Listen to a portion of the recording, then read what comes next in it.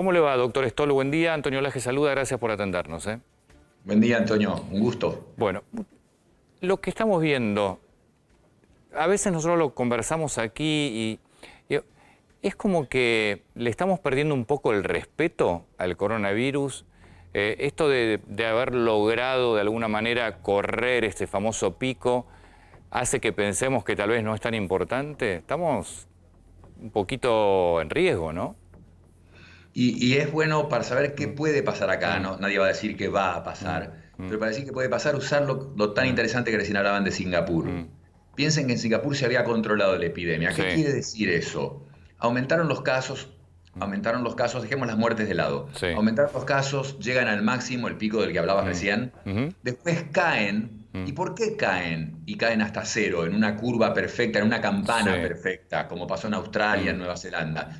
Caen porque la gente se queda en la casa, Ujú, porque los que salen mantienen distancia, mm, porque como dijo este mm, chico, todos usan máscaras, salvo mm, cuando salen a correr, porque la higiene es tremenda y mm. ahí digamos como en el shopping la Sí. temperatura y etcétera. Entonces cae el contagio Mm, porque el virus, aunque está ahí afuera, no encuentra gente. O sea, no claro. hay una vacuna Mm, que hizo inmune a la mm, gente, ni se infectó el 80% de la población para que el virus encuentre sí. todos los anticuerpos. Simplemente no encuentra gente en los lugares que se aíslan y que lo Mm, hacen bien. Entonces cae totalmente. Ahora, dicho eso, mm, aún así vemos cómo en Singapur mm, están en el tercer brote de 900 sí. personas, Ujú, él lo comentaba recién. ujú, En Corea los chicos salieron a los mm, boliches, 50 mm, infectados. En Wuhan, mm, después de un aislamiento draconiano de mm, 76 días, tuvieron 35 días con mm, cero caso y ahora tuvieron 6 personas en una mm, manzana. Van a hacer mm. 11 millones de tests en 2 Está semanas bien. en Wuhan Pero, ahora. sí. Y eso, pero eso se Mm, extrapola acá. La pregunta es, tuvimos un aislamiento muy temprano nosotros, ujú, indiscutible y largo, por mm, eso tan plana la curva. mm, Ahora, la cantidad de contagiados acá cayó haciendo la forma de esa mm, campana de Gauss, de esa campana sí. perfecta, en No. que cayó casi a Acá cero viene. y por eso Viene. hemos liberado todo Bien. antes de ayer, porque Sí. realmente, Antonio, uno salía a la calle, yo estuve en el Bueno, pero centro. sí, esto, y también lo contábamos, en el Gran Buenos Aires también se nota mucho, tampoco se puede estar encerrado, tan encerrado tanto tiempo.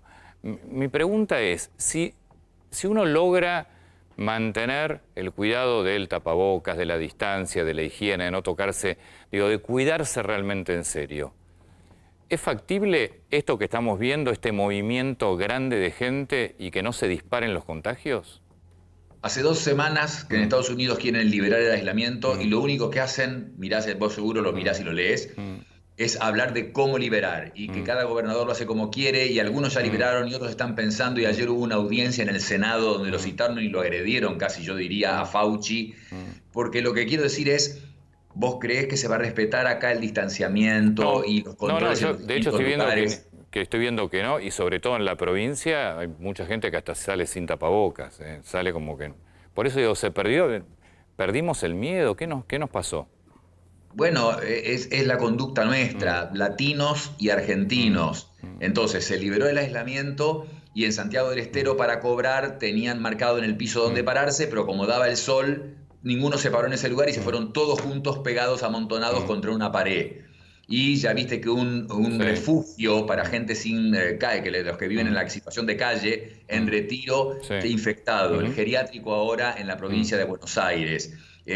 Está pasando en las villas 11-14, ujú, hay consultas en hospitales públicos a diario mm. y iremos 1 milímetro afuera. Chile, son gente, Claro. siempre han sido gente muy seria. Chile casi, Y casi con la capacidad sanitaria, ayer ya oficialmente se comunicó que estaba casi saturada. 1.000 infectados en Mm, un día. mm, Ellos hacen testeo, acordate que ellos mm, hacen 10.000 por millón. mm, Nosotros seguimos con menos de 2.000 por millón. mm, Uno de los países que menos hace mm, en el mundo, por lo menos en Sudamérica el que mm, menos hace. Entonces ellos con 10.000 por millón mm, están saturando y 1.000 por día. En mm, Brasil, por supuesto, hicieron todo mm, mal. No, ujú, no podemos decir ni siquiera que empezaron mm. tarde porque no han empezado a hacer aislamiento Sí. como se debe. Si acá Pero han tenido 10.000 por día, ¿no? obviamente si acá se hiciesen más testeos, tendríamos el número de... Porque hay muchos contagiados sintomáticos, solamente va a salir con un testeo.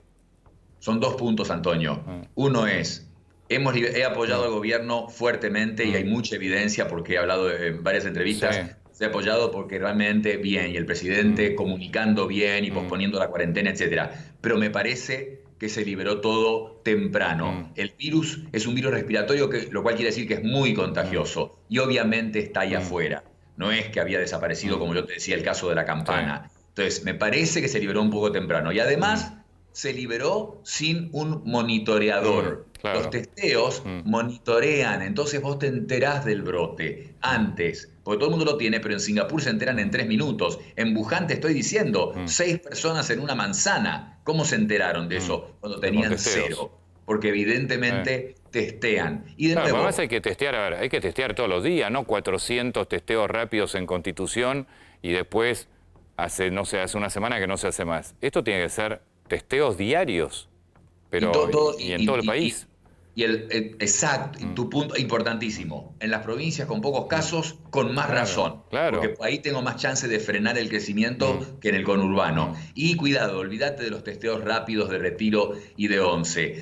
Son útiles para saber la penetración de la infección en la población. Pero en una situación como la de la Argentina, es el del PCR, el que es más lento. Ese que es el que hace el diagnóstico. En las villas, en los asentamientos, en los geriátricos, en la cárcel, al azar aleatorio en la población general y por supuesto los síntomas. Y cuidado, no tenés que testear solo al que tiene fiebre. El 70% de los pacientes con esto no tienen fiebre. Todos los días sale un artículo en una revista de primer nivel mundial mostrándote nuevos síntomas de esta enfermedad.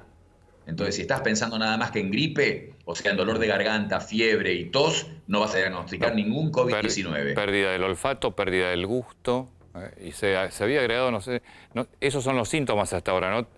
En Argentina. Pero en áreas vulnerables, 37... tenés razón. Sí, el más común es pérdida de olfato y cansancio, pero vos transmitís en un área vulnerable donde la pobre gente tiene poca educación. Hablarles de anosmia. No, pero ahí es donde tenés que volcar testeos permanentes, mucho más control, es la única posibilidad que tenés. Tampoco le vas... Y educación y supervisión, porque están agrediendo a la gente que tiene síntomas. En las propias villas ya ha habido casos de amenazas a familias con síntomas, por lo que implica que esos enfermos estén en ese lugar donde obviamente distancia física... Por eso ahí tenés que volcar prácticamente todo, porque tenés que volcar por el tema de seguridad, de control, de prevención, de cuidado para todos ellos. Es que esto es lo que pasa, uno está viendo, yo insisto, creo que depende muchísimo de nosotros como sociedad.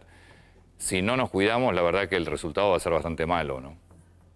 Vos sabés de mucho de economía y tenés muchos economistas entrevistados, obviamente. Ya hay varios estudios, son de universidades norteamericanas, por supuesto que todo es discutible, pero que han medido matemáticamente este dilema aparente de aislar y testear, si vale ese costo con respecto a abrir la economía, porque si no van a haber más muertos.